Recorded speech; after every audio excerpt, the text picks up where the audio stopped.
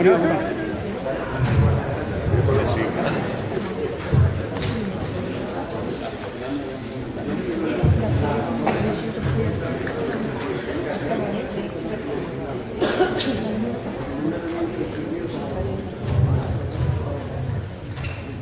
tardes.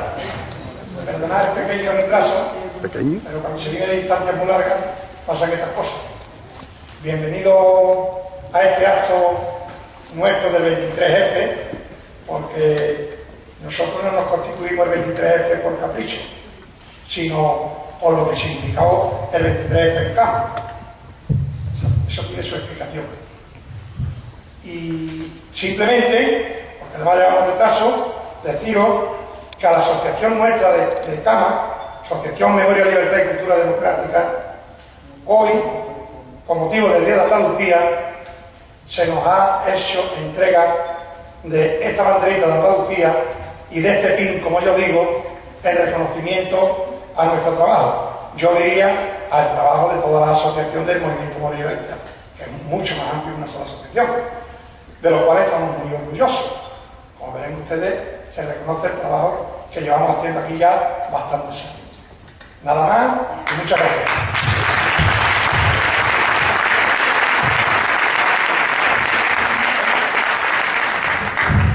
Bueno, pues yo voy a ser brevísimo. Me voy a imaginar que tenía media hora para hablar y lo voy a dejar en 5 minutos. Y simplemente decir un par de cosas sobre José Antonio y la importancia que tiene para nosotros este acto y todos los actos que organizamos, que se han visto hoy culminados con el reconocimiento público por parte de la Junta de Andalucía con esta distinción, de lo cual todos nos alegramos mucho y nos sentimos muy satisfechos, ¿no? Bueno, este acto que tenemos hoy aquí, de verdad, para mí, estaba pensando esta mañana, este es un día especial, extraordinario, y me venían a la memoria, me voy a permitir que lo diga, me venían a la memoria todas aquellas personas que ya no están con nosotros porque fallecieron y que en forma de unas veces de poquito a poco, unas veces con granitos de arena, otras veces con esfuerzos diarios, otras veces cada uno puso lo que pudo realmente. Pero lo que sí es cierto es que hemos sido precedidos por personas en nuestra ciudad de una gran valía y de un gran compromiso social y político. Y venían a mi memoria por las figuras de los que ya no están con nosotros, como son Lorenzo Rastrero, como son Carlos Cano, como es Antonio Suárez, como es Fernando Camacho y como es nuestro queridísimo José Fernández Solís de Fluvio, que también se nos fue y que formaba parte de nuestro grupo. Bueno, traer aquí hoy a José Antonio Pérez Tapia es realmente un privilegio y que yo le agradezco porque él me ha puesto personalmente de manifiesto a mí y a todos nosotros que tendrá muchas virtudes, me imagino que tendrá muchas virtudes, además tú eres filósofo, sabes mucho de eso. Pero su sencillez y su humildad están fuera de toda duda. Fuera de toda duda. Conmigo conectó de momento, al instante, conmigo se puso a mi disposición, cuando además yo no represento a nadie, ni estoy en ninguna institución, ni soy ninguém, como dirían en Brasil. Y lo cierto es que rápidamente nos pusimos en contacto y rápidamente accedió a estar con nosotros de una manera totalmente incondicional. Por eso, el primer motivo de agradecimiento, aparte de que estéis aquí todos vosotros acompañándonos, porque había un filósofo que decía que en realidad los seres humanos no existen, solamente existimos en aquellos espacios en los que somos capaces de reconocer al otro que está en nosotros. Ese filósofo, como bien sabe él, se llama Martin Buber. Entonces, pues, es gracias a este espacio que hay entre el que habla y el que escucha, el que hace posible que construyamos cosas colectivas, el que hace posible que construyamos entre todos valores de solidaridad, de fraternidad y de compasión. Hablar de José Antonio Pérez Tapia tendría que, yo qué sé, hacer una tesis doctoral sobre él. Yo me he traído, por si acaso, para que tengan ustedes una ligera idea, pues esto estaba yo preparándolo más a fondo, para que tengan ustedes una ligera idea de quién es este hombre. Su último libro publicado, que tengo aquí en mis manos, que después me dedicará, si no tiene inconveniente, se titula así: La insoportable contradicción de una democracia cínica. Les recomiendo que lean, saboreen y estudien este libro y entenderán muy bien, mucho mejor, la profunda crisis ética de civilización planetaria, económica, financiera, de valores que estamos atravesando y cuáles son las líneas por las que hay que trabajar para tratar de superar desde nuestro propio metro cuadrado, interior y exterior, todo este tipo de problemas. El libro anterior a él, para que nadie tenga duda acerca de cuál es su pensar y su sentir a lo largo de toda su vida, se titula Por un socialismo republicano, análisis y propuestas para una democracia radical. Aquí está el libro también. Es decir, que se trata de un intelectual de primera fila, pero no un intelectual que solamente teoriza, es un intelectual, podría decirse que es un intelectual de la praxis, porque combina la reflexión profunda sobre la condición humana, sobre la sociedad y sobre la realidad político-social en la que estamos, con su compromiso vital, porque a lo largo de toda su vida ha estado comprometido no solamente en movimientos cristianos, también en movimientos sociales y también en partidos políticos. Por lo tanto, y ha sido cargo de la Junta de Andalucía, actualmente es decano de la Facultad de Filosofía de Granada y ha viajado por toda Latinoamérica impartiendo sus enseñanzas, y su especialidad, entre comillas, es que los filósofos tienen especialidad, su especialidad, entre comillas, es el tema de la interculturalidad, el tema de la diversidad de cultura, el tema de la diversidad de pensares y de sentires. Todo eso lo estudia él poniendo el acento, diríamos, en una de las características esenciales para desarrollarnos como personas y para transformar nuestra realidad. Que siempre él insiste en la necesidad de tener un pensamiento crítico y autocrítico sobre todo lo que nos rodea, con el fin de encontrar salidas posibles a los problemas a los que estamos enfrentados. Es decir, que no cualquiera de vosotros que quiera conocer el currículum de José Antonio Pérez Tapia, nada más que tiene que acudir al internet y encontrará miles y miles de referencias, como yo he encontrado a la hora de preparar esta pequeña presentación. Por último, y ya para terminar, deciros que este para nosotros es un día muy especial. Es un día muy especial y los días especiales son días de profundo agradecimiento. Porque el agradecimiento, como decía Lao Tse, es la memoria del corazón. Y nosotros no hacemos memoria solamente por investigar, solamente por satisfacer la curiosidad de nadie. Nosotros hacemos memoria porque nos sale del corazón. Y teniendo en cuenta que la memoria, el agradecimiento es la memoria del corazón, quiero agradecer aquí no solamente vuestra presencia, sino también la presencia de otras personas que significan mucho para nosotros. Por ejemplo, la presencia de José Luis Pérez Tapia, que es el hermano de él. José Luis Pérez Tapia, que está aquí sentado enfrente, fue viceconsejero de la Junta de Andalucía. Gracias a él, a José Luis Pérez Tapia, a su empeño, a su trabajo, a su impulso, a su promoción, a su esfuerzo personal y al de otras personas, como por ejemplo el antiguo director general Luis Naranjo de la Memoria Democrática de Andalucía, hoy podemos gozar de una ley que da sentido y que da cobertura y que da patrocinio y que da solidez a todo este movimiento memorialista que hace tanto tiempo muchos ciudadanos han denunciado, que es la Ley de Memoria Histórica y Democrática de Andalucía, que se aprobó el año pasado. También tenemos entre nosotros, no lo veo por ahí, pero si no ha venido debería estar aquí, un mentor para nosotros extraordinario, que es Joaquín Cano Ledesma. Joaquín Cano Ledesma fue un antiguo compañero mío que ha tenido Joaquín Cano Ledesma y Concha Fortuna, que han tenido la generosidad extraordinaria de dejarnos, de prestarnos, de regalarnos la primera sede física que vamos a tener el grupo de cámara de la Asociación de Memoria, Libertad y Cultura Democrática. Es decir, la vamos a tener pronto, la inauguraremos en la calle Ferrocarril número 3 y ahí podremos seguir desarrollando numerosas actividades. Y por supuesto, no me puedo olvidar de los esfuerzos extraordinarios que ha hecho este ayuntamiento, en el cual el alcalde, como representante municipal, Rafael Recio, siempre se ha volcado. Y por supuesto los concejales que pertenecen a nuestro grupo. No los voy a nombrar a todos, pero aquí están repartidos: Eva, Isa, Rafael, Mari Carmen Ramos, en fin. El ayuntamiento siempre se ha volcado con nosotros en todo, y le agradecemos mucho, porque si no hubiese colaborado el ayuntamiento tal vez no podríamos estar aquí hoy, ¿no?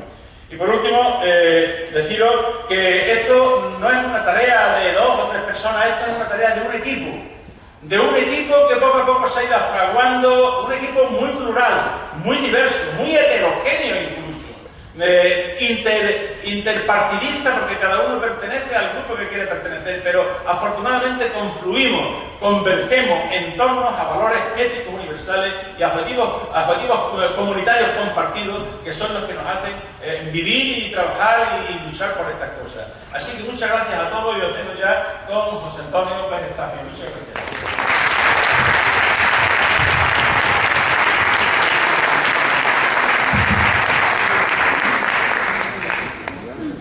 Buenas tardes, amigos, compañeros. Bueno, es una enorme satisfacción, una gran alegría, un honor que me concedéis el estar hoy aquí en el Salón de Pleno del Ayuntamiento de Camas para hablar de memoria histórica, memoria democrática. Le di el título Deber de Memoria y Dignidad Democrática. Pero antes de empezar, me sumo a la felicitación a vuestra asociación por la bandera que se ha concedido con méritos sobranos, ¿no? Por ese trabajo constante, intenso, militante, para recuperar la memoria, lo tan necesario en nuestra democracia, tan imprescindible en España, para rescatar muchas cosas del olvido, muchos restos de fosa, y para mantener viva esa democracia desde la memoria que también nos dignifica cuando la recuperamos. Os doy las gracias a vosotros, a vosotras, por dedicar vuestro tiempo una tarde de viernes, 23 de febrero, día también relevante en vuestra historia como asociación, día relevante en la historia de la democracia española. Los azares del calendario hacen que hoy coincida el viernes que podemos unirnos y por lo tanto pues también hacemos esa memoria de un momento que fue muy delicado y difícil en los años primeros de la democracia constitucional que tenemos, de las que disfrutamos y que queremos mejorar. Y muchas gracias, Juan Miguel Batalloso. Nos conocemos, sobre todo en horario nocturno, cuando uno tiene más tiempo y escribiendo cosas y demás, nos somos de vez en cuando y por ahí asoma Juan Miguel. Yo quiero que Juan Miguel me presente en todas las conferencias que doy. No solo por lo que dice de mí, que los amigos siempre exageran, sino por el entusiasmo que pone. Y eso lo sabéis vosotros y vosotras de sobra antes que yo. Pero solo hay que ver, y además cuando me escribía se me nota, no solo en la palabra oral, sino en la palabra escrita, el entusiasmo que pone. Bueno, no quiero decir cuando entra en vena hablando de filosofía, eso ya ahí se pierde. Empieza a citar a Buber, a Fromm, a Levinas, en fin, a la parentela filosófica, ¿no? Por lo tanto, muchas gracias, Juan Miguel, por esta oportunidad. Sí, he venido hoy con muchísimo gusto de venir a vuestra localidad, con la solera que tiene Camas, culturalmente, socialmente, políticamente, un pueblo con una tradición democrática, una localidad con una tradición de izquierda muy aquilatada, puesta a prueba, mantenida a lo largo de la democracia y se evidencia en vuestros ayuntamientos, en los distintos mandatos y desde antes de la democracia, en los tiempos duros de la dictadura, cuando había que batallar batalloso desde la clandestinidad. Por lo tanto, son más motivos para estar muy agradecido a vuestra invitación. Bien, vamos a entrar en materia, pero antes, una palabra de agradecimiento a la familia. A veces no tenemos muchas ocasiones de vernos juntos, con hermanos, con compañeros, también mi hijo, mujer desde Granada. Entonces, claro, en este caso el equipo de apoyo se refuerza. Nos felicitamos también de eso. Bien, vamos a entrar en materia, que el tiempo apremia. Deber de memoria y dignidad democrática, como he dicho. Quiero profundizar en ciertos aspectos de los cuales a lo mejor no se habla tanto políticamente, filosóficamente, en torno a la memoria y a la democracia. Tenemos desde hace años, desde los gobiernos presididos por José Luis Rodríguez Zapatero, una ley de memoria histórica que hubo que esperar mucho para que llegara. Llegó y ha dado mucho de sí. Podemos decir que tenía que haber dado más de sí, haberse implementado mejor con otras leyes, con otros decretos, con mayor financiación. Bueno, se han ido consiguiendo cosas importantes y sigue habiendo mucho que hacer. Sin duda, esa ley de memoria histórica se reforzó aquí en Andalucía, con lo que se acaba de mencionar, con la ley de memoria democrática, que luego ya entró más tarde en el Parlamento andaluz y también salió adelante, y ha impulsado pues toda la acción memorialista de nuestra comunidad autónoma, como ocurre en el conjunto de España, pero una actividad, una acción ético-política memorialista que la verdad sobre todo se ha nutrido del impulso de las asociaciones memorialistas. Sin ese impulso desde abajo, desde todo nuestro entramado social, desde toda esa conciencia de colectivos que pusieron de relieve, bueno, la necesidad de recuperar esa memoria, de mantenerla viva, porque en ellos nos va nuestra vida democrática. Sin esas asociaciones memorialistas que están por todo el territorio, bueno, pues la ley de memoria histórica no hubiera tenido ni el momento en que salió, ni el impulso que ha tenido después para su aplicación, ni las exigencias que hoy se les plantean de nuevo para seguir avanzando en esa recuperación de la memoria. Afortunadamente, desde distintos partidos políticos, en el Parlamento español y en otros muchos parlamentos autonómicos, en otros muchos foros, se sigue trabajando en esto con colaboración de muy distintas instituciones. De este ayuntamiento, que hay que agradecerle el impulso con sus distintos gobiernos a la memoria, desde instituciones de diferente tipo, incluidas las universidades, en muchos casos.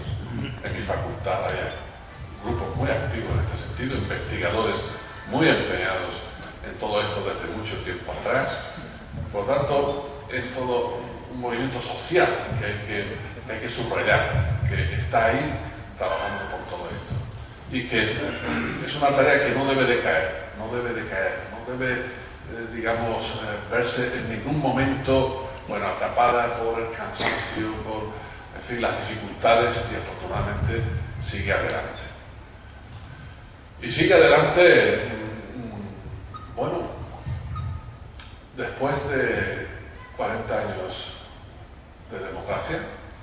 La Constitución fue aprobada en diciembre del 78, estamos en 2018, pero una democracia que, hablaremos de ello, nació entre muchas dificultades, en una transición que no fue fácil, en una transición donde hubo un ejercicio de memoria, ciertamente, pero un ejercicio de memoria insuficiente. Y por eso ha habido que recuperar ese tiempo perdido, ese título de Marshall Plus, ese espacio perdido. Pero ¿por qué es tan importante la memoria? Quiero empezar por aquí, luego bajar a detalles o a cuestiones más complejas. Empezamos por la democracia, porque estamos hablando de dignidad democrática. Podemos decir que sin la memoria no hay futuro que valga. Puede haber futuros, pero no un futuro que valga. Y podemos hacer la comparación con las biografías de las personas. Hay futuro desde la memoria. Desde la memoria construimos identidad, desde la memoria, desde ese pasado proyectamos nuestro futuro, nos enfocamos, caminamos hacia adelante. Cuando viene en algunos casos la tragedia del Alzheimer, se destruye la identidad, se desmorona el futuro. Bueno, a las sociedades les pasa lo mismo, y a la democracia también. Sin memoria no hay futuro que valga. Puede haber otro tipo de futuros, pero no un futuro con valor ético, con consistencia política, un futuro con virtualidades democráticas. La democracia, como bien sabemos y practicamos, aun con sus límites y sus deficiencias, pues supone una arquitectura institucional del Estado, representación parlamentaria, participación política, división de poderes, juego de mayorías y minorías, esa pieza fundamental, originaria, diríamos, una constitución democrática. Todo eso supone la democracia. Pero con todo ese armazón, con toda esa arquitectura, la democracia sola no funciona. La democracia necesita ciudadanía, que la sostenga, que se comprometa con ella, que la haga suya. A veces el empuje neoliberal, ese de los que propugnan mucho mercado, poco Estado y Estado mínimo, ¿qué quisieran? Una democracia sin ciudadanos y ciudadanas. Y si nos descuidamos, nos van desalojando, porque comprometemos promete la ciudadanía, exige, se ve ayer en las manifestaciones en torno a las pensiones, claro que sí, como se ve en otros muchos momentos en nuestra vida pública, política y democrática. Quisiera una democracia sin ciudadanos, como quisiera, por ejemplo, una empresa sin trabajadores y trabajadoras, ¿claro? Donde los costes laborales no supusieran gasto, donde no hubiera conflictos laborales, donde no hubiera negociación colectiva, y a poco que nos descuidemos, que nos llevan para allá. Claro, por eso en la época del capitalismo financiero, las empresas más exitosas y punteras son las que se dedican a eso, a la especulación financiera, y no necesitan muchos trabajadores, sí necesitan redes informáticas, eso sí, para funcionar en un mercado globalizado donde las bolsas están sincronizadas en un tiempo constante que no se para nunca. Bueno, la democracia necesita entonces, además de arquitectura institucional, una ciudadanía comprometida con ella.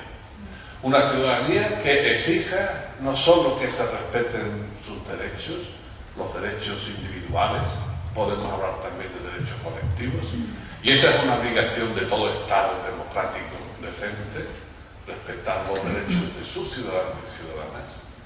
Y así está planteado desde la tradición liberal hace varios siglos, sino que además esta ciudadanía no solo exige que se respeten sus derechos, sino que debe exigir y exigirse practicar esos derechos, ponerlos en activo, realizarlos desde su acción. Ese es el concepto republicano de ciudadanía. No solo la ciudadanía que espera y exige que se respeten sus derechos, sino que la ciudadanía que pone en práctica sus derechos, especialmente sus derechos políticos de participación. Y la ciudadanía, cuando hace eso, pues efectivamente se reconoce a sí misma lo que es el núcleo de la democracia y lo que hace que nos llamemos y nos consideremos ciudadanos y ciudadanas, que somos sujetos de derechos y nos reconocemos recíprocamente como sujetos de derechos. Ese es el núcleo ético de la democracia. El valor de la democracia, si funciona bien, mucho mejor, claro que sí. Pero aquello de Churchill, de que es el menos malo de los sistemas conocidos, pues es una pobre valoración de la democracia. Hay que hacer que sea el mejor de los sistemas, porque es así, es un gran invento. Claro, del dicho al hecho se nos va mucho por el trecho. Y distorsionamos la democracia, la pervertimos, los mecanismos de representación parlamentaria se muestran insuficientes, la corrupción es corrosiva, resta legitimidad a las instituciones, siembra el descrédito de la política, reparte desconfianza por todos sitios. Esas son las miserias de nuestra realidad democrática, de donde hay que salir. Pero queremos salir de ello no con menos democracia, con más democracia, reforzando su arquitectura institucional y reforzando el núcleo ético de ese reconocimiento recíproco de unos hacia otros como sujetos de derechos que exigimos que se respeten y que nos exigimos poner en práctica. No solo una actitud pasiva, a ver qué pasa, con derechos civiles, sino con derechos políticos y sociales, económicos y culturales, de los cuales disfrutamos activando en primera persona. Eso pone la cuestión del reconocimiento en el centro de la democracia, como su núcleo ético. Y desde ahí nos exigimos un buen funcionamiento de las instituciones, una representación adecuada, también vías directas de participación política, que la democracia sea inclusiva, que el reconocimiento no se quede solo entre los unos y los otros que nos vemos próximos, sino los que llegan, los que llaman a la puerta, aquellos que nos interpelan, inmigrantes, refugiados, que son hoy en el siglo XXI como era el proletariado en el siglo XIX.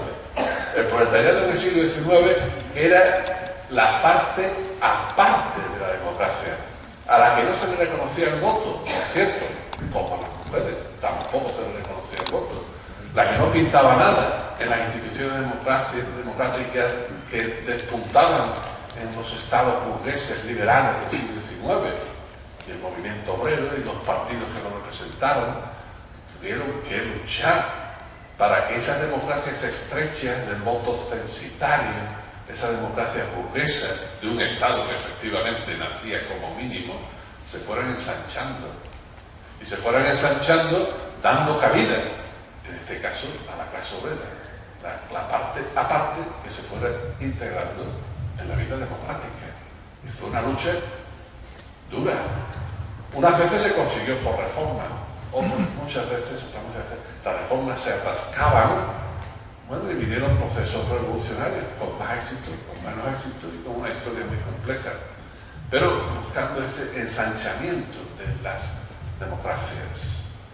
Y cuando se habla de democracia, pues autores como Marx en mediados del siglo XIX, que propugnaban, en ese caso coincidiendo con los anarquistas, la abolición del Estado burgués, lo que querían era, decían, la verdadera democracia, una democracia de trabajadores, porque se había que socializar la producción para evitar la explotación que se veía que el capitalismo necesitaba como parte de su lógica.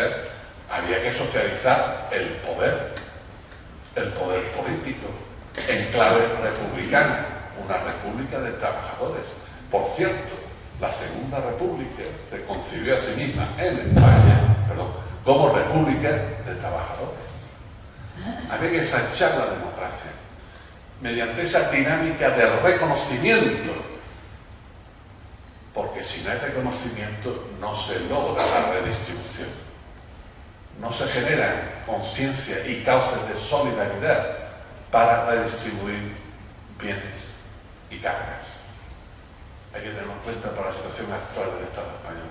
Si no se resuelven los problemas de reconocimiento, olvidaros, no se resolverá ni el sistema de financiación. Es fundamental. Por lo tanto, esa dinámica de reconocimiento es la que hay que activar, porque es la que nos sitúa en la democracia desde su núcleo. ¿Qué tiene que ver esto con la memoria? Tiene que ver mucho. Porque cuando hay que activar la dinámica del reconocimiento, no hay que activarla solo para los coetáneos, para los que vivimos en un momento determinado, que podemos pactar, establecer un consenso, generar una constitución.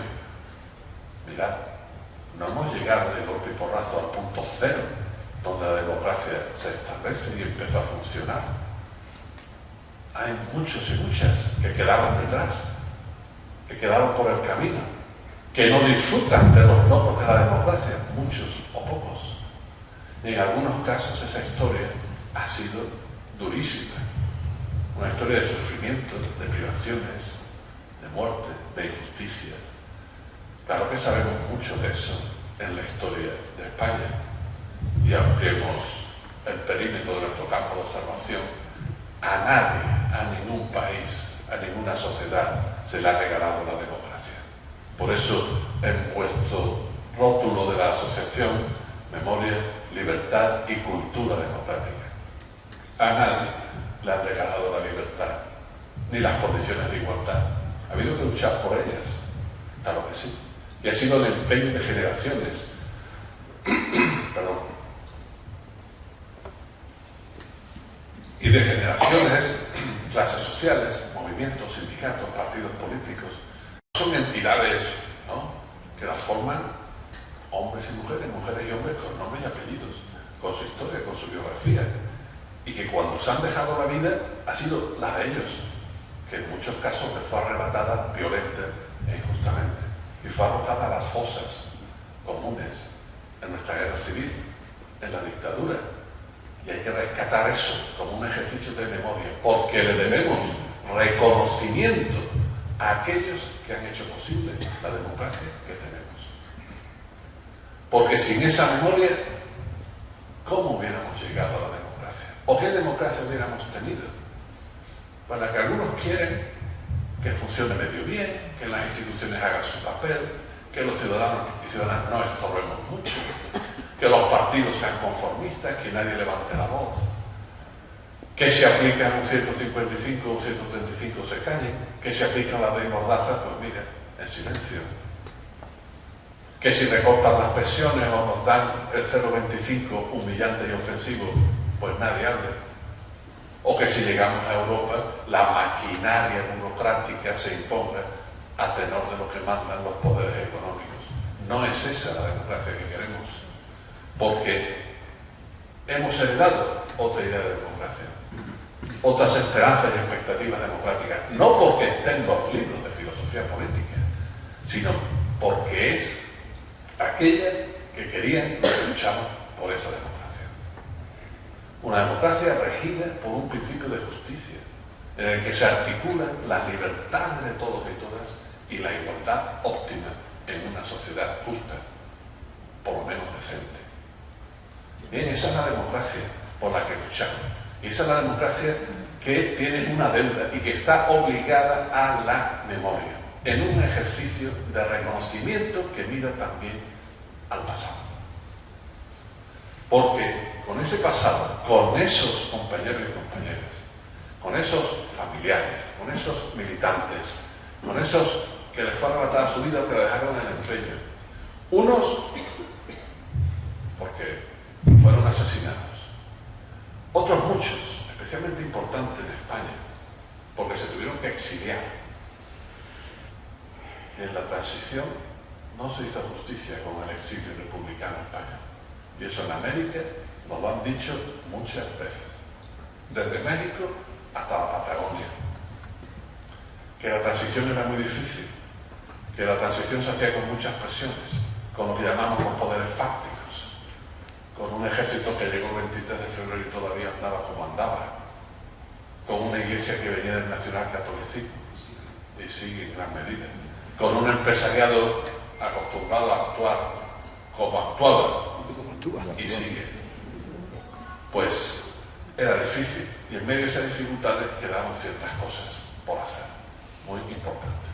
Entonces tenemos una deuda, y una deuda que en muchos casos comporta la necesidad de cerrar el duelo, cosa que no se ha hecho con las víctimas, con los familiares de las víctimas, con los que fueron asesinados en las cunetas y en las tapias de los cementerios. Y poco a poco, en un ejercicio de dignidad democrática, se va haciendo esa tarea, de ese duelo que es de las personas, pero que es de toda una sociedad. Y que si no lo hace, el reconocimiento queda en situación de déficit, el consenso democrático falseado y la vida democrática sobre unos cimientos muy endebles, porque no reconoceremos la deuda de dónde venimos, la que nos manda, la que nos hace una interpelación de a dónde debemos ir y qué democracia debemos buscar. Por lo tanto, la democracia implica un reconocimiento recíproco entre los que vivimos una situación democrática y que se activa, digamos, de continuo con sus momentos especiales, y requiere un reconocimiento, como dicen algunos desde la filosofía, anamnético, de la anamnesis, del recuerdo, de la memoria.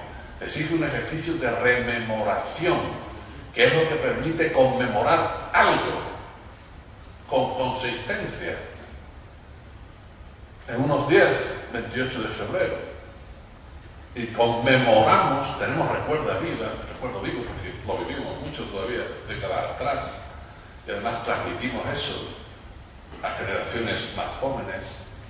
Habría que preguntarnos cómo lo transmitimos, de lo que supuso el referéndum del 28 de febrero. Se ha activado un recuerdo mucho más vivo, y hay que alegrarse de ello, del 4 de diciembre, que parece que se aparcó por ahí, no nos acordamos mucho de ello, desde las instituciones y otros ámbitos. Hay que activar, bueno, el recuerdo de lo que supuso la transición, la Constitución, la lucha contra la dictadura, el exilio, y conmemorar lo que debe conmemorarse, porque es la manera, ¿verdad?, de mantener viva esa memoria, porque es la manera de no olvidar lo que no debe olvidarse. Es un compromiso ético de relevancia política máxima. No debe olvidarse nada. Bueno, tampoco nos pasa así en la vida de cada cual, olvidamos muchas cosas, pero conservamos la memoria de los momentos importantes de nuestra trayectoria biográfica, de nuestra familia, de nuestros amigos, de nuestros entornos, de nuestros compromisos, de nuestra trayectoria profesional. No recordamos todo, pero hay que recordar lo que no debe olvidarse. Recordar todo, pues puede ser esa pretensión un exceso, y a veces quienes quieren malentender la memoria, pues nos dicen, esto es que no se puede recordar todo. Podemos recordar una figura, por ejemplo, del escritor argentino Jorge Luis Borges, de un personaje que se llama en sus textos Funes el Memorioso. Pues Funes el Memorioso, bueno, hablaba de todo. Es que no se podía vivir a su lado porque la gente se quedaba apabullada porque se acordaba de todo.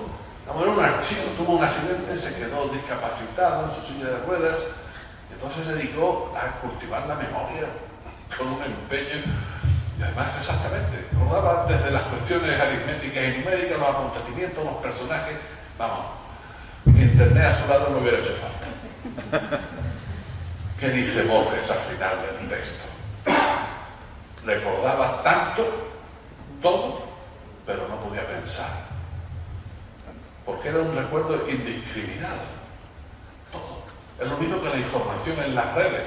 Hay mucha, pero tenemos que saber manejarla, si no, no generamos conocimiento y tampoco comunicación. Igual con la memoria.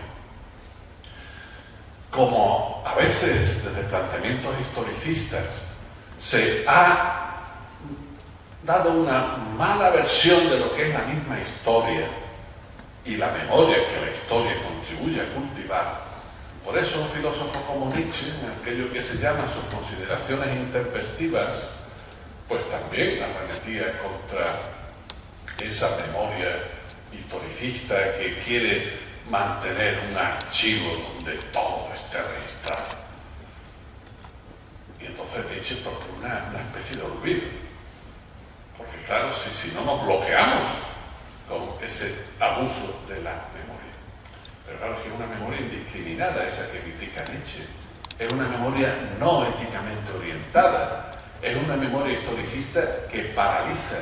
Es la memoria del museo de la historia, no de la deuda con los que nos han precedido. Y la vida no es un museo, ni nuestras localidades y ciudades un parque temático, ni la democracia una estructura fósil. Entonces necesitamos una memoria viva, que es distinta de la de Funes el Memorioso y es distinta de la que criticaba Nietzsche. Esto no es una experiencia solo de ahora.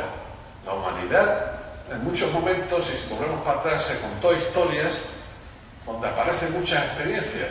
Esta, por ejemplo, pues si recordáis ese pasaje bíblico de la mujer de Lot, aquel sobrino de Abraham, que miró atrás y se quedó convertida en estatua de sal, sin vida.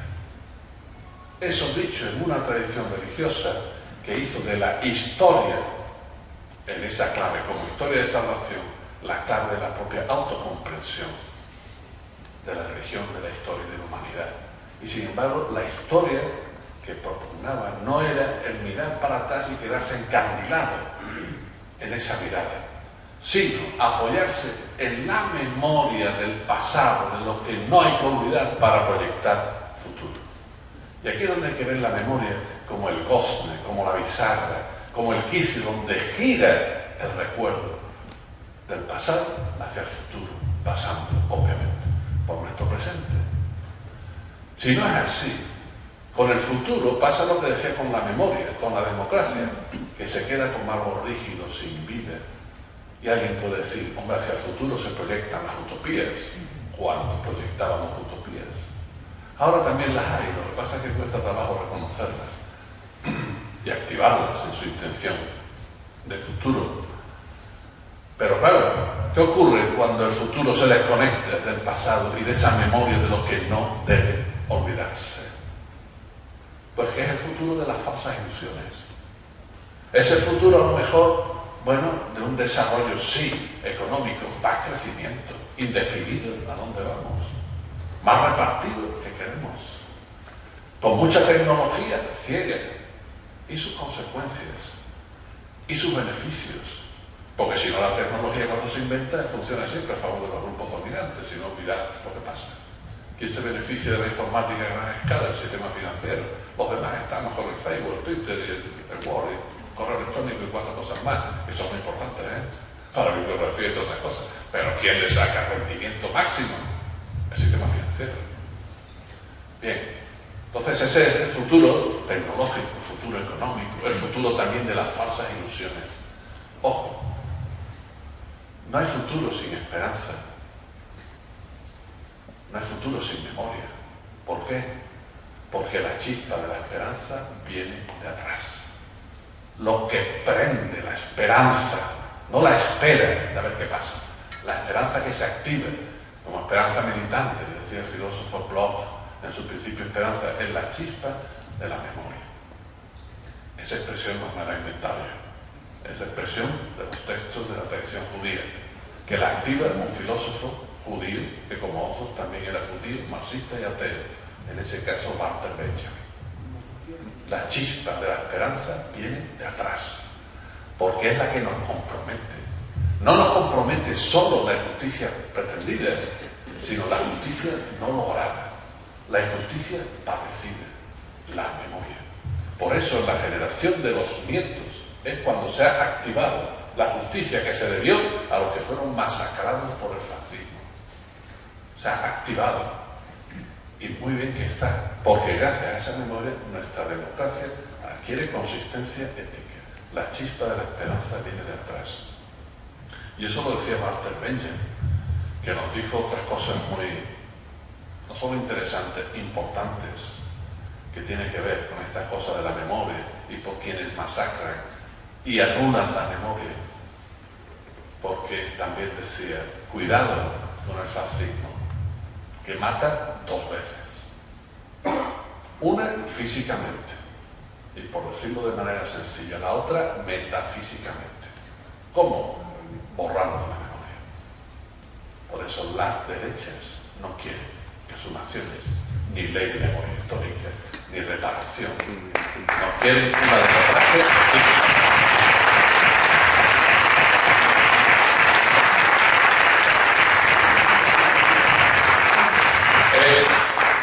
Es indignante, es ofensivo, es una humillación colectiva lo que hay que oír de líderes y gente de la derecha en el Parlamento, en la prensa, incluso ahora, por ejemplo, como también desde la ejecutiva del Partido Socialista se está activando un proyecto muy interesante, como también desde otros partidos, justamente para impulsar la memoria histórica y reactivar, reactualizar la memoria histórica, para llegar con ella donde no se llegó desde el Estado. Están estos días ridiculizándolo al máximo, cuando nos va en ello la dignidad de todos. Bien, pues Walter Benjamin ya decía eso. Walter Benjamin, por si no conocéis su figura, que no tenéis por qué conocerla, decía esto en unos textos suyos fantásticos. Escribió mucho, muy prolífico, pero a veces los autores, con que hubieran dejado unas páginas, ahí está lo principal. Sus tesis de filosofía de la historia serán unas 20 páginas. Las escribió en 1939. Los demás colegas suyos de la llamada Escuela de Frankfurt, claro, como eran judíos marxistas, fueron perseguidos por Hitler desde que Hitler llegó al poder. Quemadas sus obras, tuvieron que exiliarse. Benjamin se confió, no quería despegarse de Alemania. Cuando ya tarde quiso exiliarse, emigrar, lo hizo a Francia. Al poco tiempo los nazis invadieron Francia. No se le ocurrió mejor idea al hombre que pasar a España para tratar de embarcar hacia Argelia, como habían hecho los exiliados españoles, y desde ahí emigrar a América tardíamente. Y vosotros pues trataban de animarle, le mandaban fondos, o pillaron en la frontera. Y lo encerraron en la cárcel, comisaría de Portbou, en Cataluña, en Gerona. A la mañana siguiente le iban a entregar a la Gestapo. Benjamin se suicidó. Cuenta, digamos, la leyenda, que las tesis de filosofía de la historia iban en la maleta de Benjamin y alguien la salvó. Se puede seguir la historia, porque es interesantísima, apasionante. Es decir, Benjamin escribió eso, por eso lo menciono, antes de saberse todo lo que supimos después, por lo que el nazismo hizo, que todavía no había hecho, y y fue aún más brutal de lo que era en 1939, los campos de exterminio, un sistema totalitario, la persecución a muerte de millones de los judíos, el sistema industrial de una tecnología punta aplicada entonces al asesinato masivo. Pues hasta en Alemania hay que enfrentarse a los negacionistas, porque los fascistas niegan la memoria 2 veces. Y si hay que negar la memoria del asesinato de 6 millones de judíos, tienen la cara dura, el cinismo de negarlo. Eso es el fascismo. Y Benjamin lo vio venir y no se vio. Como otros, Adorno, sí, sobrevivió como otros. Y dice, hay que recordar, es un imperativo ético, deber de memoria. Es un imperativo ético porque hay que recordar para que la barbarie no vuelva a suceder. Pero la memoria es muy flaca. La expresión también de Benjamin. Nadie esperaba que en la guerra de los Balcanes hubiera limpieza étnica como hubo, o campos de concentración como los que hubo, y todavía tenemos en la retina las imágenes de la guerra de los Balcanes, como no esperábamos otras cosas, y sucede. Por tanto, la memoria es, digamos, la luz que se enciende como luz de alarma cuando peligra la democracia, la dignidad, los derechos humanos de todos, todas y cada uno de nosotros. La democracia necesita esa memoria. Necesita especialmente la memoria de las víctimas. Por eso lo que se está haciendo en España por la asociación memorialista merece no una bandera, merece todos los honores. Quiero abundar en otra cuestión, porque la memoria histórica, con toda la razón, se ha focalizado sobre lo más urgente, sobre lo más dramático, sobre aquello donde estuvo el centro de la tragedia, las víctimas, que no somos menos héroes, las víctimas, que además tienen una autoridad sobre nosotros porque nos interpelan, una autoridad sin poder, pero una autoridad incuestionable. Que por cierto, ¿cuántas veces hay que poner freno a cómo se manipula la memoria de las víctimas?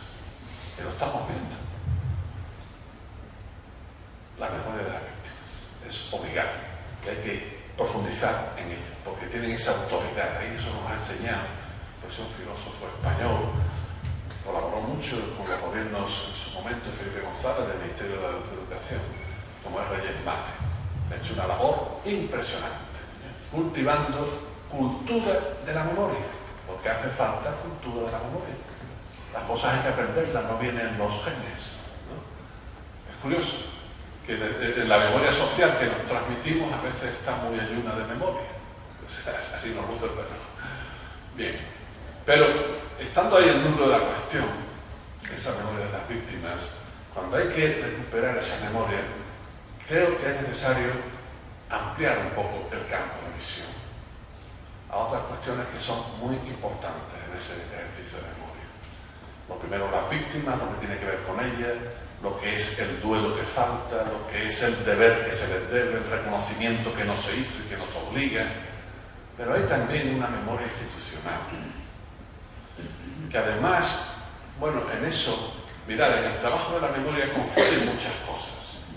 Confluyen el trabajo de los historiadores, que es el saber de la memoria. Confluye en el trabajo de los psicólogos, tenemos una memoria psicológica, individual y colectiva. El trabajo de los sociólogos, cómo opera la memoria. Todo eso, los historiadores trabajan con archivos, por ejemplo, y es absolutamente necesario. Pero la memoria histórica, la memoria democrática, no solo es la memoria de los historiadores. Necesitamos la memoria de los historiadores, pero añadimos algo más. El testimonio, el recuerdo vivo, el compromiso ético de una memoria que llegue hasta nosotros no solo por los archivos, no solo por los documentos, sino muchas veces por esas vías testimoniales que nos transmiten una verdad acerca de la historia vivida y que nos recuerdan que la verdad no solo es la comprobación empírica de determinados enunciados, la verdad antes que nada es una cuestión de justicia, de la justicia que se debe. Y lo que quiero insistir ahora es que esa justicia no solo se debe a las víctimas una a una tomadas, por supuesto, es lo primero y fundamental, Pero tenemos que prolongar ese deber esa verdad de justicia, ese deber de memoria. ¿Respecto a qué? Pues mirad, en España, respecto a la Segunda República, exigir el reconocimiento de su legitimidad. Machacan la memoria de las víctimas y es que destrozan la memoria de la República. Un día tras otro. Y hablar de República en España, a la gente se le pone carne de gallina, o mira para otro lado, o no quiere saber nada, como si no hubiera existido. Y existió tanto que dieron un golpe de Estado contra ella porque no la soportaban. Porque tendría sus problemas, los tenía. Tenía sus déficits, los tenía. Tenía, en fin, muchas cuestiones que resolver y empezó a resolverlas. Pero la España negra activó la mano negra y dio un golpe contra la República. Pero ese golpe contra la República que acabó prolongándose en la guerra civil, 40 años de dictadura, no hemos logrado en 40 años de democracia que se respete la memoria republicana. No podemos lograr.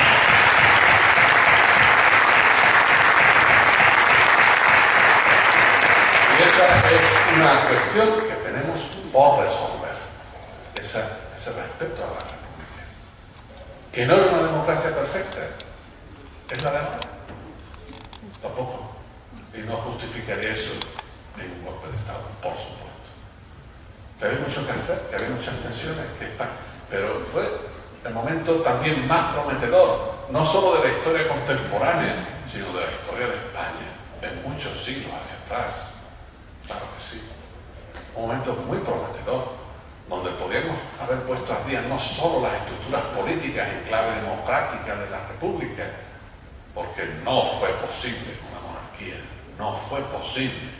Y cuando se hizo la Constitución de 1812 duró 3 años. Y a los 3 años la derecha de este país se levantó diciendo que iban las cadenas y trajeron a Fernando VII que usaba paletón para darnos a todos en la mollera y empezar de nuevo con un régimen absolutista. Y en el siglo XIX pues andamos ahí a trancas y barrancas y el XX hasta que la República, en fin, fue pues ese momento esplendoroso, de aliento, de un proyecto, diría Ortega, de subjetiva vida en común. Y se nos abortó, la abortaron. Hay que rescatar también la memoria de la República. De una manera crítica, no estamos aquí sacralizando nada. Pero es que, si no, ¿con quién entronca la democracia? Y quiero matizar aquí algunas cosas porque a veces generan malentendidos también en el seno de la misma izquierda. Aquí estáis militantes veteranos en aquellos momentos de la transición del Partido Comunista de España, del Partido Socialista, de otras fuerzas de izquierda, ¿verdad? Y ya mencioné que la transición se hizo como se podía, con muchas limitaciones, empujando aquello hasta... Claro, el otro día también lo escribía por ahí. Hubo un pie forzado, aparte de los poderes fácticos, eso tuvo una concreción que fue muy tramposa, ¿no? Porque se justificó desde el régimen que había que hacer un proceso de transición de la ley a la ley. ¿Qué era la ley del franquismo? Los principios del movimiento y lo que ello se derivaba. Hombre, poner ahí en relación la ley de la dictadura con la ley de la democracia, ahí nos metieron la cuña tramposa. Aquello era teoría de Torcuato Fernández Miranda, lo que tenemos casi muchas décadas, lo acordamos porque fue presidente de las Cortes franquistas y dio paso a la transición con uno de sus mentores, de la ley espuria del franquismo. Bueno, pues se constituyó las primeras Cortes, que no se plantearon como Cortes constituyentes, aunque ejercieron el papel constituyente.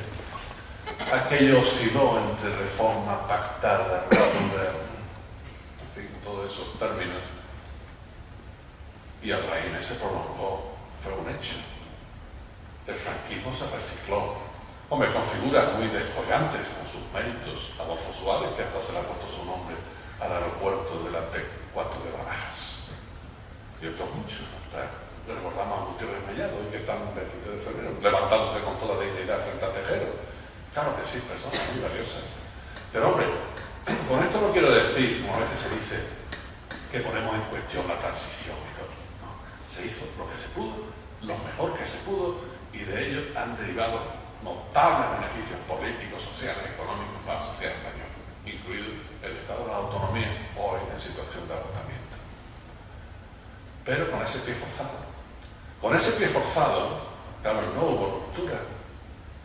Aquí no ha habido ninguna comisión de la verdad. Por lo tanto, no nos pongamos muy gallitos al lado de argentinos, chilenos, brasileños, que han hecho sus comisiones de la verdad y ha sido un trance duro para sus sociedades, pero ha clarificado las cosas, le ha permitido un ejercicio de memoria que nosotros no hemos logrado. Todavía no ha habido una comisión de la verdad en el Estado español.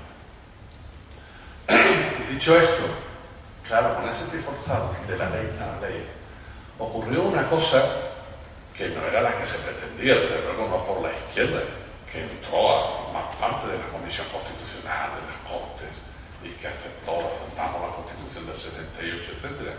Hubo una ley de amnistía, que la izquierda la pretendía, hombre, para amnistiar a los presos políticos de la clandestinidad de la dictadura, para liberar de las cargas penales, en fin, y sobre todo de lo que se viene en la cárcel, en las cárceles. ¿Qué pasó con la ley de amnistía? Bueno, que se beneficiaron también los represores del régimen, hasta Lidia el Niño, que anda todavía por ahí. Pero, ¿qué pasó más al fondo? Que la ley de amnistía, tal como se aplicó, generó mucha amnesia. La amnistía dio paso a la amnesia, y es de ahí de donde hay que salir. Por eso, si hay que revisar ciertos aspectos de la ley de amnistía, hágase. Lo han hecho los argentinos, por la ley de punto final, que hizo que salieran de las cárceles los de las dictaduras militares, los gobiernos de la dictadura militar, y ahora están todavía en juicio, etc. Bien, aquí ha pasado mucho tiempo. Hay otros que ya ni cárceles ni nada, han muerto, incluidos los represores, claro está. Pero, hombre, hay que restaurar la dignidad democrática. Hay que salir de la amnesia y hay que darle su verdadero contenido, poner en su sitio a la amnistía que se pretendía. Por lo tanto, son tareas que hacer. Porque claro, esas tareas que hacer, claro, tienen que ver mucho con cómo se hace frente a lo que ha sido la imposición del olvido en muchos años de democracia. Que además es un olvido desde determinada hegemonía ideológica que nos tiene trabados para cuestiones fundamentales que necesitamos en nuestra democracia. Y también necesitamos memoria para ello. No me voy a remitir a cómo el franquismo hablaba de las obras judeo-marxistas, demonizaba al Partido Comunista, a la izquierda en general, el exilio, pues ya lo mencioné. Con esto voy a terminar. Quedan tres cuestiones donde el olvido sistemático, la manipulación ideológica, la hegemonía de la derecha ha bloqueado y sigue bloqueando tres cuestiones fundamentales para la democracia española de hoy. Republicanismo, federalismo y laicidad. Tres cuestiones claves. Habla de republicanismo. Amigos y amigas, compañeros, los que nos reivindicamos republicanos, tampoco pretendemos hacer un referéndum pasado mañana por la mañana, porque hasta lo podemos perder. Pero hay que generar conciencia republicana. Ponía por ahí también algún escrito, pues una cita de un libro de un escritor venezolano, Uslar Pietri, en un librito muy bonito, La hija de Robinson. Bueno, pues ahí uno de los personajes, Simón Rodríguez, que era el mentor de Simón Bolívar, libertador, como dicen en América. Pues Simón Rodríguez le decía a Simón Bolívar: Simón, hay que preparar a los ciudadanos, porque sin ciudadanos republicanos no hay repúblicas. ¿Verdad? Hay que preparar. Pero para eso hay que desmontar lo que se ha dicho, se dice de la república, y restaurar la memoria republicana, por la que muchos murieron, sacrificando su vida o les fue injustamente arrebatada, como hemos mencionado. Federalismo, pues se sigue viendo como parte de lo que el demonio nos da. Pero si no tenemos alguna suerte de federalismo bien trabado para esta España, con su complejidad, y con la historia de la que venimos, que no solo pasa la historia, sino que pesa, no salimos de la crisis del Estado, que es bien grave. ¿Y laicidad? ¿Qué queréis que os diga? ¿Va a haber pacto educativo? Pues por no ir más lejos, eso de lo que se habla tanto, difícil de ver, porque no están dispuestos las derechas ni en ese frente, el sector eclesiástico de las derechas, a ceder, entre otras cosas, en cuestiones de privilegios eclesiásticos. Entonces, avancemos en laicidad también por decencia y dignidad democrática. Entonces, la memoria es un instrumento indispensable para el reconocimiento del que hemos hablado, poniendo ahí el acento y para las tareas que tenemos que hacer, recogiendo esa chispa de esperanza que viene de atrás, tenemos la esperanza de que esta democracia nuestra, que pretendemos que sea inclusiva, que sea una mejor democracia, que sea una democracia donde se respeten los derechos humanos de todos y todas, en condiciones de igualdad de género y social, pues que esta democracia, bueno, pues tenga en horizonte ser una democracia republicana, federal y laica. Muchas gracias por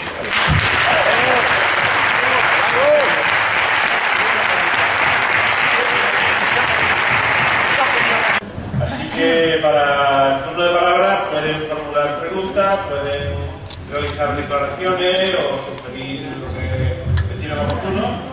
Y los que vayan a hablar, por favor, aquí tenemos el número 1, que tenemos aquí. Yo voy dando números porque no reconozco muy bien, aunque esa cara sí la reconozco muy bien.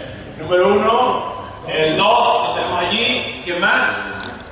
Tenemos 2. ¿Alguien más quiere tomar la palabra? ¿Quién más? ¿Quién más? Venga, tenemos 2 números, empezamos no perdemos tiempo. Venga, el número 1, por favor.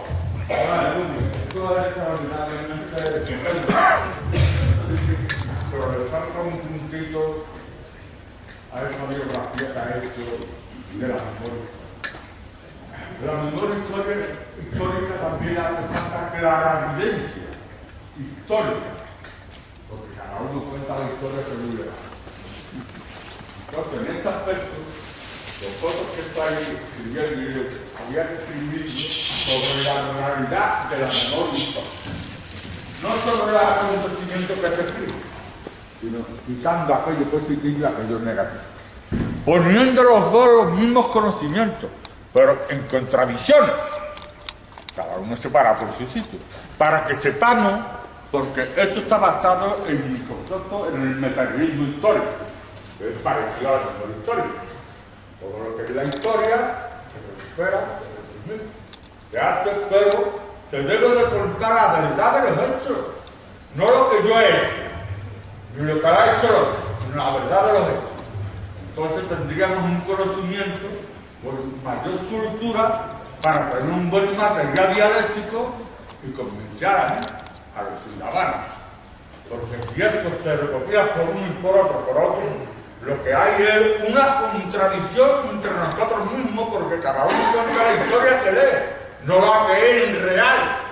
Que esto es lo que hay que buscar, la memoria histórica real, clarividencia, para que después tengamos ese apoyo de conocimiento que estamos diciendo la verdad histórica, no la verdad que cuenta fulano, la verdad que cuenta mengano, sino la verdad que fue lo de hecho real. Muy bien, una buena sugerencia. Vale. No se me olvida. ¿Existe esperanza para otro país? Claro que sí. Claro que sí. Me acuerdo de los versos de Blas de Otero, la España, camisa blanca, de mi esperanza. Y yo creo que el dictador dejó muy bien atado para que esta España no cambiara. Y yo me imagino como un entramado de raíces muy profundas, de raíces muy bien nutridas, que nos van a impedir lograr lo que todos los que estamos aquí por lo menos deseamos. Y me quería preguntar eso, ¿existe esperanza? Hay un número 3 por allí. Venga, no sabes mi nombre, ¿no? Gustavo. Es que Gustavo Bermejo, autor y miembro de nuestra asociación Memoria, Libertad y Cultura Democrática. El anterior fue Guerrero, amigo Guerrero y antiguo. Nada, que una de las cosas que me llamó la atención de la reflexión que ha hecho, ahora bien la voy a explicar a mi manera, fue, por ejemplo, la ley, sobre la ley, dijo. De la ley a la ley. De la ley a la ley, ¿sí? Si solo hacemos un paralelismo, por ejemplo, la diferencia que hubo con el nacionalsocialismo, con los nazis, fue que se desmanteló totalmente todo, policía, ejército, parlamento, y se refundó todo. Con lo cual, hoy por ejemplo en Alemania, a pesar de que sigue habiendo focos fascistas, sucede que es un delito hacer un ensalzamiento de lo que supuso aquel momento. En España eso no sucedió. De hecho son anecdóticas y hasta de cine las historias de los abusos policiales en plena democracia, porque claro, era el mismo aparato represor que había estado con el franquismo el que seguía ejecutando ese sistema. Pero es que ahora mismo está pasando en Argentina. Porque en Argentina, a pesar de que la memoria se captura, ya sabemos que Alfonsín asume las elecciones acá el 10 de diciembre del 83 y el 15 de diciembre nombra a la CONADER, a la Comisión para la Verdad, de lo desaparecido. Ahora mismo que la derecha ha vuelto con todo el auge a través de Macri a gobernar en Argentina, está resurgiendo el fascismo y se están notando nuevamente las represiones policiales y todo esto que ha habido. ¿Por qué? Porque no hay un cambio de cultura, porque ya las mismas, y cuando digo policiales digo todas las fuerzas públicas, ¿no? Se sienten legitimadas para cuestionar esta historia reciente, porque al fin y al cabo lo único que fue cambiar los políticos, pero las fuerzas públicas siguieron siendo las mismas. Y eso es algo que he notado que se repite la historia en España, en Argentina ahora y en la España de la post-transición. ¿No? ¿Alguien más quiere intervenir? ¿Y adelante? Yo quería hacer un inciso de reconocimiento de los muertos. Aquí se dice muertos, ni muertos, no, los muertos son españoles. Entonces, hasta que no se haga ese reconocimiento por la sociedad, va a ser muy difícil la separación. Hay que ser nuestros muertos, todos con nuestros muertos. ¿Alguien más? Sí, ya con otro ramo, ¿eh? Dijiste al principio que la democracia debe ser inclusiva, que ese reconocimiento de sujetos de derecho incluya a los que llegan de fuera. A mí me ha suscitado la memoria de los años 60, 70, en los que todavía durante el franquismo no hubo un exilio político, pero sí hubo una inmigración económica muy importante en la que yo, de alguna manera, en verano como estudiante pude incluso participar. ¿De qué manera la memoria de esa experiencia o de ese hecho debe servir de bosque para abrir la esperanza de los que están llegando ahora? Muy bien. Bueno, si os parece, lo dejamos aquí y dejamos ya al ponente que termine y cierre el acto contestando a las preguntas. Sí, con la máxima brevedad posible. Sí. Dada la hora. Bien, vamos con Guerrero. La verdad de los hechos no debe escamotearse. Hay que empezar por ahí. Por eso, que lo que llamamos memoria histórica no es solo la de los historiadores, necesita el trabajo de los historiadores, de quienes se dedican por profesión y por preparación académica al estudio de la historia, en los diferentes registros. Y aquí hablamos, en estos casos, fundamentalmente de la historia contemporánea. Aunque para lo que nos pasa también hay que mirar más lejos hacia atrás también. Bueno, pero hay toda razón. Necesitamos esa historia para que no exista la historia. Porque es que además todo puede entrar en lo que desde la tradición marxista se llama los mecanismos ideológicos.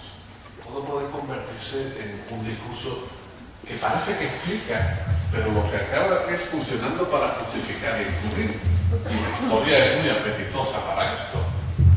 Por eso cuando el gobierno del PP pretende determinados cambios y los realiza con la voz pues y prima la historia, no es que tuviera especial interés en darle trabajo a los licenciados o a los graduados en historia, es que quiere un instrumento para generar determinada conciencia, transmitir determinada ideología respecto a la historia de España, claro. Eso lo conectáis con lo que está pasando y proponiendo ahora el mismo gobierno, otro gobierno del PP. Bueno, la verdad de los hechos ahí está, no debe escamotearse, cosa que en política se hace con frecuencia, manipulando ideológicamente los hechos. Dicho eso, otra cuestión, y en este caso, si me permitís, lo diré citando para poner las cartas boca arriba. No hay hechos sin interpretaciones. Hay quien dijo como Nietzsche, no hay hechos, hay interpretaciones. Bueno, vamos a corregirlo para evitar equívocos. No hay hechos sin interpretaciones, es decir, los hechos no nos llegan en estado bruto. Nos llegan primero a través de testimonios, de archivos, de documentos. Por lo tanto, los hechos nos llegan ya interpretados por los protagonistas, unas veces más lejanos, otras veces más cercanos. Y luego quien se acerca a estudiarlos hace su interpretación, que coincide o no con la de los protagonistas, porque tiene otro punto de vista. Bueno, esto no relativiza la verdad que respecto a la historia podamos construir, no la relativiza del todo. No es indiferente qué interpretación hagamos. Hay interpretaciones que se sostienen porque son más consistentes con los hechos, los respetan, y hay interpretaciones que no se sostienen porque distorsionan los hechos. Y tenemos criterios para diferenciar entre distintos tratamientos de la historia. Con una cuestión añadida, que la historia nunca está escrita del todo. Y desde luego, no debemos dejar que está escrita del todo si es la historia de quienes vencieron injustamente. Por lo tanto, hay que hacer esa crítica de la misma historia de los vencedores, cuando su victoria es ilegítima por el mismo origen y por todo lo que supuso, en el caso de la guerra civil y la dictadura. Por lo tanto, hay que impugnar ciertas interpretaciones, hacer valer otras, que por otra parte, como bien dices, siempre será verdad. Porque cuando hablamos de la historia, con ese respeto de los hechos, acogiendo los documentos y los testimonios, el conocimiento de la historia no es la conclusión de un teorema matemático. Y aún así, hay quien dijo que la matemática es incompleta. Nunca se demuestra lo último, pues en la historia mucho más. Y se reescribe la historia desde cada presente, porque cada presente arroja también, nos debemos al pasado, pero cada presente arroja nueva luz sobre el pasado. Hoy tenemos una nueva perspectiva para aquello de lo que la memoria histórica trata. Tenemos una nueva perspectiva que no se tenía en el 78. Tenemos más, pero no solo más conocimiento, sino una nueva sensibilidad. Por ejemplo, afloran muchos testimonios que antes estaban reprimidos. La gente no quería hablar de ellas, brillantes novelas sobre esto. Incluso, además de registros históricos, en los pueblos, en las familias. Claro, no se hablaba de esto porque era poner en peligro, pues bueno, la familia, el entorno, el negocio, la vida. Se reprimió mucho todo esto. Entonces, claro, hay una nueva sensibilidad, un nuevo contexto, nuevas claves, por ejemplo, también de cuestiones políticas internacionales que incidieron en la República, en la guerra, etcétera, que hace años pues no se conocían, ¿verdad? Por lo tanto, muy pertinente lo que has dicho, hay que aprender a los hechos nos obligan a su verdad, la verdad de los hechos resultan de una interpretación adecuada, que no puede ser cualquier interpretación. Tenemos que distinguir interpretaciones que falsean, interpretaciones que respetan los hechos, aunque las interpretaciones que respetan los hechos también se muevan en un margen de pluralidad. Bien, la otra cuestión era la esperanza. Bueno, también no me acuerdo literalmente, pero era algo así: qué desvalidos nos quedamos si nos arrebatan la esperanza. Verso de nuestro poeta uruguayo.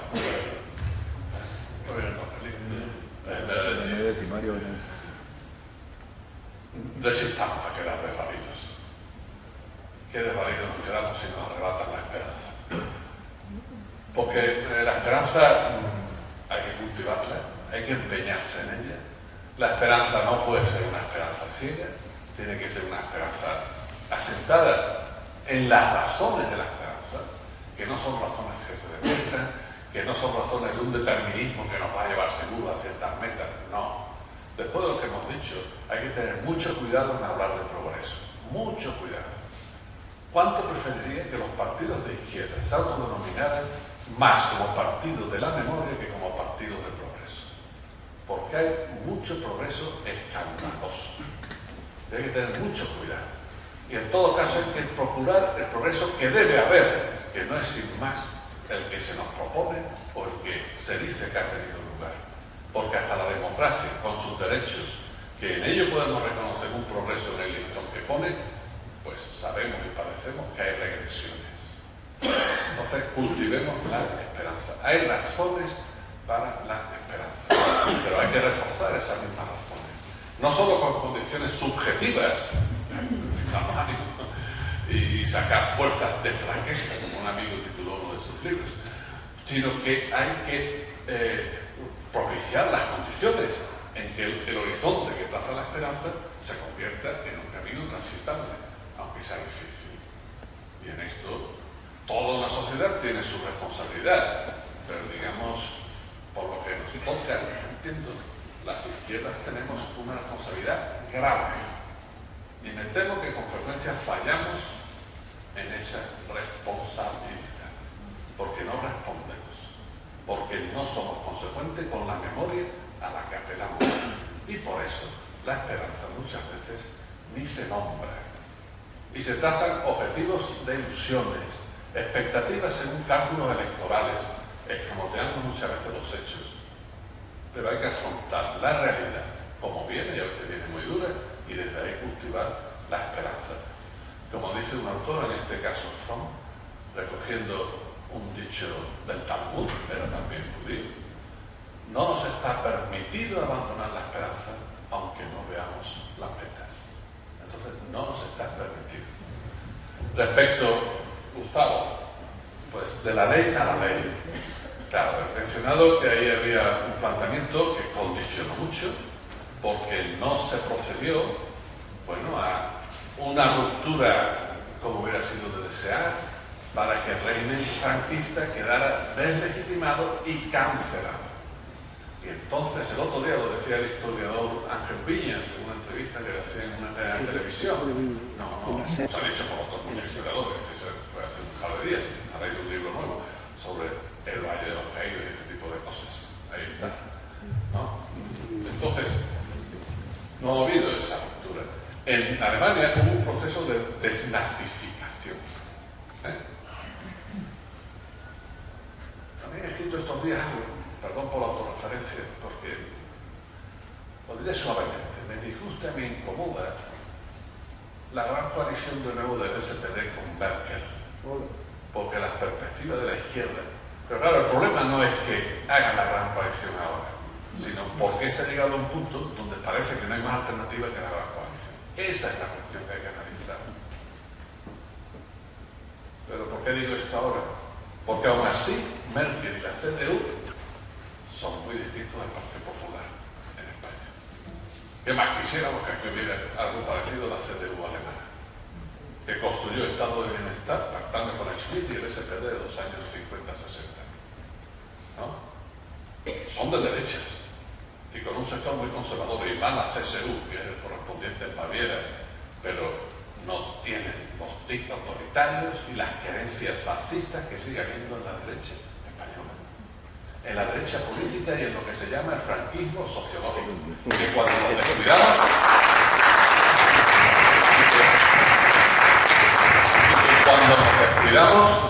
pues entonces sacan aquello de hablar sin complejo, y no solo llaman, sino que actúan. Y no solo actúan los fascistones que en medio de las banderas se lían a banderazos, sino que actúa el gobierno del Partido Popular. A un modo autoritario, alguien diría, en este caso Ramoneda utiliza eso, estamos en una situación, es una democracia autoritaria y lleva buena parte de razón. En otros casos podemos hablar de Argentina y de otros países, claro, serán procesos parecidos, aún así hicieron esa comisión de la verdad, establecieron una ley de punto final aplicando cierta amnistía, claro. Luego hicieron reversible esa ley de punto final con todos los medios de dificultad que tenían. Es verdad que llega Macri al poder y entonces se reactivan determinadas cuestiones. En fin, igual que aquí la izquierda también tiene sus responsabilidades repartidas, no diré que todo el mundo por igual, cada cual que se mire, pues también en Argentina, claro, empezando por el peronismo. No, entonces, cada vez que muchas veces lo que nos pasa es que no hemos puesto los medios para que no nos pase. Y luego, cuando queremos acordar, pues invocamos a Santa Bárbara porque truene. La otra cuestión, Rafael, pero antes lo de que tú planteaste, los muertos son de todos. El día que llegáramos a reconocer eso, efectivamente podemos hablar de reconciliación nacional. Efectivamente. Pero no hemos llegado a ese día, desgraciadamente.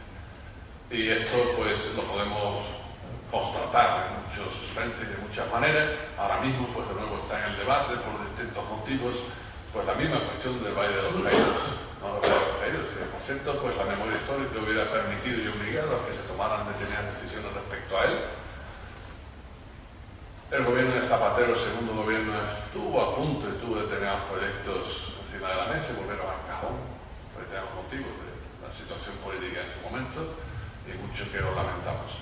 Y ahora se plantea de nuevo, pero en cómo se aborda lo del Valle de los Caídos. Y de nuevo aparecen esas interpretaciones que muchos falsean los hechos.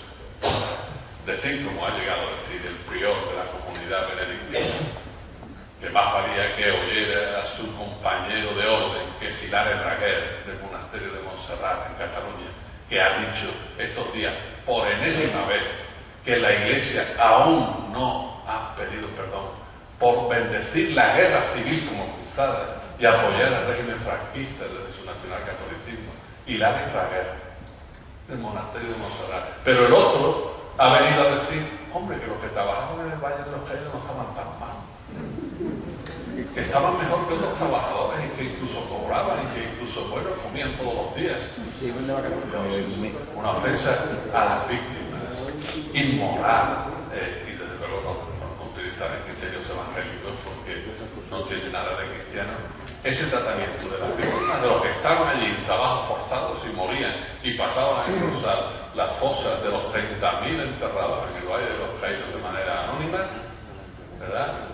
Y desde luego, pues es una ofensa a la democracia en su conjunto y al mensaje evangélico que ese Señor dice representar, ¿no?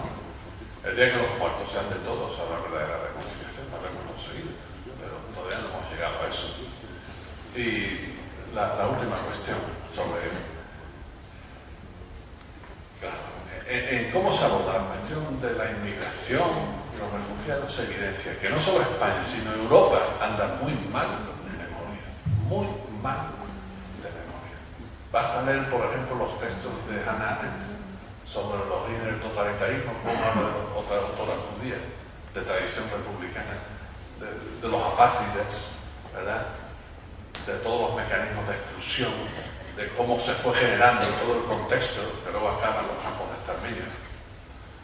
Y he hecho referencia, pues claro, si hubiera memoria obligada en los partidos de izquierda a lo que fue el movimiento obrero en el siglo XIX, luchando para que, bueno, la democracia llegara al proletariado, pues hoy estaríamos sacando las conclusiones y diciendo que si no resolvemos con dignidad, reconocer la dignidad de los inmigrantes, no digo que el problema de la inmigración sea fácil, si no reconocemos la dignidad de los inmigrantes y con ello a la nuestras democracias quedarán tocadas en cuestión de principio, quedarán autofalseadas y la Unión Europea injustificada en su razón de ser. Salvaremos el euro, pero perderemos el alma por el camino, que está a punto ya de ser enterrada, ¿no? Entonces, claro, las cuestiones de la inmigración, pues es la piedra de toque para nuestras democracias. Y en el caso de España, cuando se trata de los refugiados, con el desparpajo y la soltura cívica con que el gobierno, por ejemplo, la aborda, bueno, de España salieron decenas de miles tras la guerra civil. Y hay que quitarse el sombrero ante el presidente Lázaro Cárdenas de México, que oponiéndose a su partido, abrió las puertas de México al exilio español. Y México, claro que se benefició mucho, porque se fue allí mucho de lo que viene en España. Y no solo de intelectuales, que algunos he tenido la dicha de poder llegar a conocer antes de que murieran, sino de trabajadores, de comerciantes, de profesionales, que enriquecieron la vida de la sociedad mexicana muchísimo. Pero abrió las puertas de una manera muy generosa en México, en Venezuela, en Argentina. El Winnipeg, fletado por Neruda y que llegó a Chile, al puerto de Valparaíso. Como no hay memoria, se ha olvidado eso. De aquí salieron, bueno, y otros, como Machado y otros, que salieron por los Pirineos hacia Francia, por cierto, muy mal recibidos. En la Francia aquella, que era la Francia de Pétain, la Francia que no todo era liberación frente a los nazis y partisanos, sino que hubo una Francia que también se doblegó ante el nazismo, etc. ¿no? Bueno, pues ahí está esa memoria. Y en este punto, pues sí, diré que una de las cuestiones que personalmente me han hecho ir pensando mucho sobre esto, pues en mi caso ha sido conocer el exilio español en México, por ejemplo, profesores de filosofía, ya algunos muy mayores, ¿verdad? Que además me contaban que todos los años perdían en una parte del dedo, porque se pasaban diciendo, este año ya volveremos. No volvieron. Muchos murieron, y otros, cuando llegó la democracia, no pudieron volver. Y desde luego, es verdad que afortunadamente, Alberti, Pasionaria y otros incluso llegaron a ocupar un escaño en las elecciones democráticas después del 78. Pero, además de esas figuras de máxima relevancia, o María Zambrano que murió, u otros, el exilio español sintió y siente en lo que queda, que mucho también en sus descendientes, que la democracia española no les ha tratado con el reconocimiento que merecía. ¿Verdad? Y ahí tenemos una deuda. ¿Qué pasa con estas deudas de la memoria? Que muchas veces no pueden ser saldadas, no se pueden liquidar. Son unas deudas que están ahí. ¿Y qué hacemos? ¿Nos rendimos, nos amargamos? Pues activar el reconocimiento que se merecen aquellos con los que tenemos una deuda que no se puede zanjar. Pero esa deuda es como un aguijón que a la democracia le viene muy bien para ser libre y para pretender justicia. Es la hora.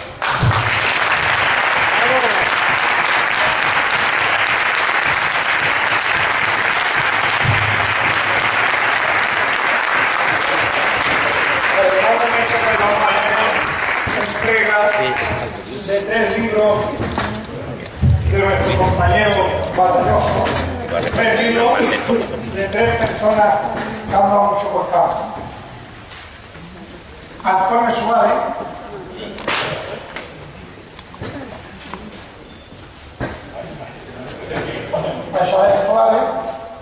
y Fernando Camacho, que fue el último que se editó. Y Isa, en nombre del ayuntamiento, le va a entregar también un pin, como digo yo. Ping pong.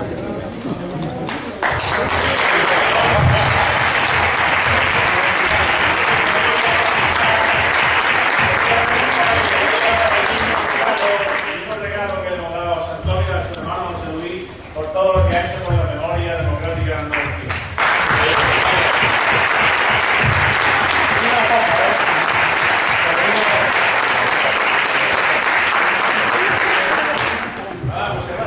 Bueno, muchísimas gracias y a cultivar la memoria y nos veremos con más esperanza, ¿eh?